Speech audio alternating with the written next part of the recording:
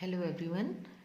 आज की वीडियो में हम डिस्कस करेंगे एमिनो एसिड्स की केमिकल प्रॉपर्टीज़ को। तो जैसा कि हम जानते हैं कि एमिनो एसिड्स में एमिनो समूह और कार्बोक्सिलिक समूह दोनों ही उपस्थित होते हैं, तो इनकी जो केमिकल प्रॉपर्टीज़ हैं वो इन दोनों क्रियात्मक समूहों की वजह से होगी। इसलिए हम इसकी जो रासायनिक अभिक्रियाएं हैं, जो केमिकल प्रॉपर्टीज़ हैं, उनको 3 भागों में बांट देते हैं।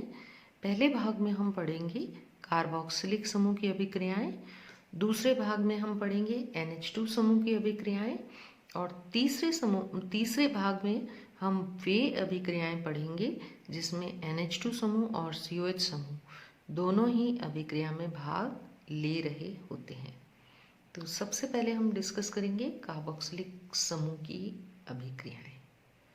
तो जैसा कि हम जानते हैं कि COH जो है वो एक एसिडिक ग्रुप है, तो एसिड की जब बेस से रिएक्शन करवाएंगे तो सॉल्ट बनेगा। तो सबसे पहली रिएक्शन होगी सॉल्ट फॉर्मेशन या reaction of alkali, reaction with alkali भी लिख सकते हैं। तो जब अमीनो अम्लों को क्षार से अभिकृत करवाया जाता है, एल्कली से अभिकृत करवाया जाता है, क्षार से अभिकृत करवाया जाता है, तो ये लवण बनाते हैं। तो यहाँ पे मैंने ग्लाइसिन लिखा है। ग्लाइसिन की कॉपर सल्फेट से रिएक्शन करवाई तो कॉपर सॉल्ट ऑफ ग्लाइसिन प्राप्त हो गया। उसी प्रकार यदि NaOH से रिएक्शन करवाएंगे तो सोडियम सॉल्ट ऑफ ग्लाइसिन बन जाएगा। इसी प्रकार अन्य अमीनो अम्ल भी ये अभिक्रिया दर्शाते हैं। नेक्स्ट रिएक्शन है फॉर्मेशन ऑफ एसिड क्लोराइड। तो एसिड क्लोराइड बनाना हो, यानी कि कार्बोक्सिलिक अम्ल समूह को एसिड क्लोराइड समूह में बदलना हो, तो PCl5 से रिएक्शन करवाते हैं। एमिनो एसिड जब फॉस्फोरस पेंटा क्लोराइड से रिएक्शन करेगा तो अमीनो एसिड का एसिड क्लोराइड बन जाएगा। साइड में बनेंगे POCl3 और HCl।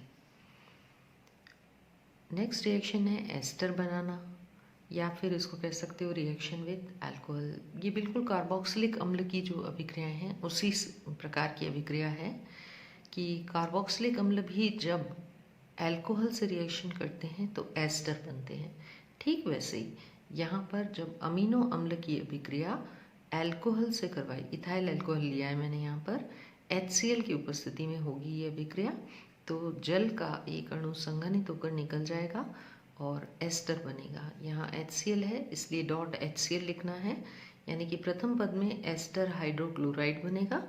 HCl हटाने के लिए फिर हम सोडियम कार्बोनेट डालेंगे, तो ये अम्ल और क्षार आपस में रिएक्शन कर लेंगे और एस्टर फ्री रूप में हमको प्राप्त हो जाएगा। ये देखिए, एस्टर हाइड्रोक्लोराइड से HCl हटाना हो तो सोडियम कार्बोनेट डाल के एस्टर प्राप्त किया। नेक्स्ट रिएक्शन है अपचयन। जैसा कि हम जानते ही हैं कि कार्बोक्सिलिक अम्ल पूर्णतः जब अपचयित होता है, रिड्यूस होता है, तो रिडक्शन के बाद बनाता है एल्कोहल। तो अमीनो अम्लों की अभिक्रिया जब लिथियम एल्यूमिनियम हाइड्राइड से करवाते हैं तो COOH समूह का अपचयन हो जाता है और CH2OH समूह में बदल जाता है। तो उत्पाद स्वरूप हमको प्राप्त होते हैं अमीनो एल्कोहल्स। नेक्स्ट रिएक्शन है वे कार्बोक्सिलीकरण या डी कार्बोक्सिलेशन। इसको हम शुष्क आसवन भी कहते हैं, ड्राई डिस्टिलेशन। तो अमीनो एसिड को जब बेरियम ऑक्साइड की उपस्थिति में गर्म किया जाता है तो कार्बन डाइऑक्साइड का एक मॉलिक्यूल निकल जाता है और पीछे बचता है एमीन। ठीक, ये H इधर आ गया तो CH3 और केवल एमीन समूह रह गया, इसलिए ये प्राइमरी एमीन्स बनते हैं। अमीनो एसिड बेरियम ऑक्साइड के साथ ड्राई डिस्टिलेशन पर प्राइमरी एमीन्स देते हैं। ये थी कार्बोक्सिलिक समूह की अभिक्रियाएं। सेकेंड कैटेगरी में है एमिनो समूह की अभिक्रियाएं।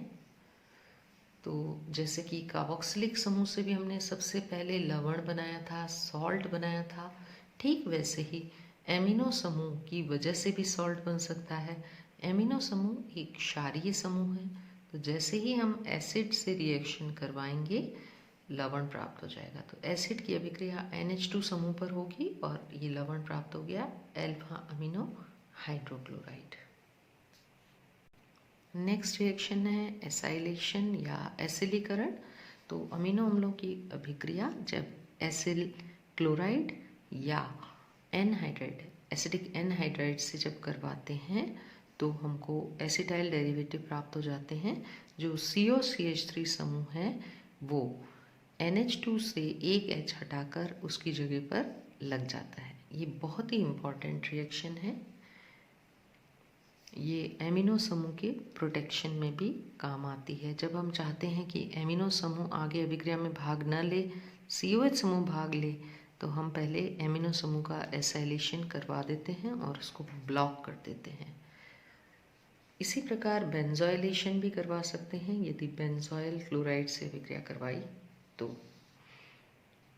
एल्कलीकरण अभिक्रिया नेक्स्ट अभिक्रिया है। तो अमीनो एसिड की रिएक्शन एल्काइल हैलाइड से करवाने पर NH2 से एक H हट जाता है, उसकी जगह पर एल्काइल ग्रुप जुड़ जाता है और अमीनो अम्ल के एल्किल व्युत्पन्न प्राप्त होते हैं। नेक्स्ट रिएक्शन है नाइट्रोसिल क्लोराइड या ब्रोमाइड से reaction. It is very important reaction. तो ये है हमारा अमीनो एसिड और ये है नाइट्रोसिल क्लोराइड। नाइट्रोसिल ब्रोमाइड भी ले सकते हैं, यहाँ ब्रोमीन होगा तो ब्रोमाइड हो जाएगा। ये रिएक्शन जब होती है अमीनो एसिड और नाइट्रोसिल क्लोराइड या ब्रोमाइड के बीच में, तो इस प्रकार से प्रोडक्ट्स बनते हैं। एक तो बनता है H2O, एक बनती है नाइट्रोजन गैस और ये पूरा NH2 समूह हट जाता है, इसकी जगह पर आ जाता है Cl। यानी कि अमीनो एसिड से अल्फा हेलो एसिड प्राप्त करने हो तो ये बहुत ही अच्छा मेथड है। यदि क्लोरो या ब्रोमो एसिड प्राप्त करने हो तो ये मेथड उपयोगी है और यदि आयोडो एसिड प्राप्त करने हो तो आयोडीन को लगाना और भी आसान है। तो सीधा हाइड्रोजन आयोडाइड से रिएक्शन करवा के जो है वो NH2 समूह हटा के उसकी जगह पर आयोडीन लगाई जा सकती है। अल्फा आयोडो व्युत्पन्न बनाए जा सकते हैं। हालांकि HI का सेकेंड मॉलिक्यूल जब इस पर रिएक्शन करता है तो फाइनली हमको कार्बोक्सिलिक अम्ल प्राप्त होते हैं। ठीक नाइट्रोसिल क्लोराइड वाली अभिक्रिया की तरह ही HNO2 से भी अभिक्रिया करते हैं अमीनो अम्ल, वो भी ऐसे ही है।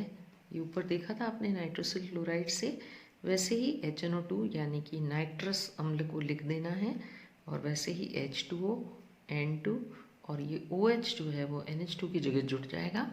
यहाँ बने थे अल्फा हेलो एसिड्स और यहाँ बनेगा हाइड्रोक्सी एसिड। हाइड्रोक्सी समूह भी है और एसिडिक समूह भी है। एक और रिएक्शन है कार्बिलएमीन अभिक्रिया। तो जब अमीनो एसिड्स की अभिक्रिया क्लोरोफॉर्म और KOH के साथ करवाते हैं तो आइसोसाइनाइड बनते हैं। ये रहा क्लोरोफॉर्म, ये है KOH और आइसोसाइनाइड समूह जुड़ गया NH2 समूह की जगह पर। अब आइसोसाइनाइड समूह है। इस रिएक्शन को कहते हैं कार्बिलएमीन अभिक्रिया। अब आते हैं उन अभिक्रियाओं पर जो NH2 समूह तथा COH समूह दोनों समूह जिन अभिक्रियाओं में एक साथ भाग लेते हैं, उन अभिक्रियाओं की थर्ड कैटेगरी है ये अमीनो एसिड की अभिक्रियाओं की। तो इसमें एक इम्पॉर्टेंट रिएक्शन है, वो है एक्शन ऑफ हीट। तो अमीनो एसिड्स जो हैं वो alpha beta gamma delta amino acids होते हैं। कई तरह के अमीनो एसिड्स होते हैं, उनकी पहचान करनी हो तो ये रिएक्शन बहुत ही इम्पॉर्टेंट है, क्योंकि गर्म करने पर अल्फा बीटा गामा और डेल्टा अमीनो एसिड अलग अलग प्रकार के उत्पाद देते हैं जिसको हम आगे अभिक्रिया में देखेंगे। तो अल्फा अमीनो अम्ल वो होते हैं जिसमें COOH के बाद जो फर्स्ट कार्बन है अल्फा कार्बन, उस पर NH2 समूह जुड़ा हुआ हो। जैसे कि ग्लाइसिन, यहाँ पर मैंने ग्लाइसिन लिया है। तो ग्लाइसिन को जब गर्म करते हैं तो उसका चक्रीय डाई एमाइड बनता है। यहाँ ग्लाइसिन का एक मॉलिक्यूल लिखा है मैंने, यहाँ दूसरा लिखा है। एक में COH ऊपर NH2 नीचे लिखा है, एक में NH2 ऊपर COH नीचे लिखा है। इस प्रकार से जल के दो अणु निकल जाएंगे और निकलने के बाद ये साइक्लिक डाईएमाइड में कन्वर्ट हो जाएगा। सेकंड है बीटा अमीनो एसिड। तो जब बीटा अमीनो एसिड्स को गर्म करते हैं, पहले देखें कि बीटा अमीनो एसिड क्या है। ये है COH के बाद पहला कार्बन जो कि अल्फा कार्बन है, ये सेकंड है बीटा कार्बन, NH2 समूह बीटा कार्बन पर जुड़ा हुआ है। तो बीटा जो अमीनो अम्ल होते हैं वो गर्म करने पर अमोनिया गैस निकालकर एक्रिलिक अम्ल बनाते हैं। इस प्रकार से अनसैचुरेटेड एसिड बनाते हैं। तीसरे हैं गामा अमीनो अम्ल। गामा अमीनो अम्ल जो हैं उसमें चूंकि COH और NH2 समूह दूर दूर हो गए, पहले कार्बन पर COH है और तीसरे पर यानी अल्फा बीटा गामा तीसरे कार्बन पर NH2 है। चूंकि ये दूर हो गए इसलिए यहाँ गर्म करने पर दो अणुओं की आवश्यकता नहीं है, एक ही अणु का COH समूह का OH और NH2 का H मिलकर H2O का एक अणु निकाल देंगे और चक्रीय लैक्टम बनते हैं। इसी प्रकार गामा के बाद जो डेल्टा और अमीनो एसिड्स हैं वो सभी लैक्टम्स ही बनाते हैं। हायर अमीनो एसिड्स जो हैं वो संगत लैक्टम ही बनाते हैं। ठीक, तो ये थी हमारी NH2 और COOH समूह की कुछ अभिक्रियाएं। इन सभी अभिक्रियाओं को देखकर ये प्रूव होता है कि अमीनो एसिड के अंदर एमिनो समूह और COOH समूह दोनों उपस्थित हैं और दोनों ही अभिक्रिया में भाग लेते हैं। Thank you very much.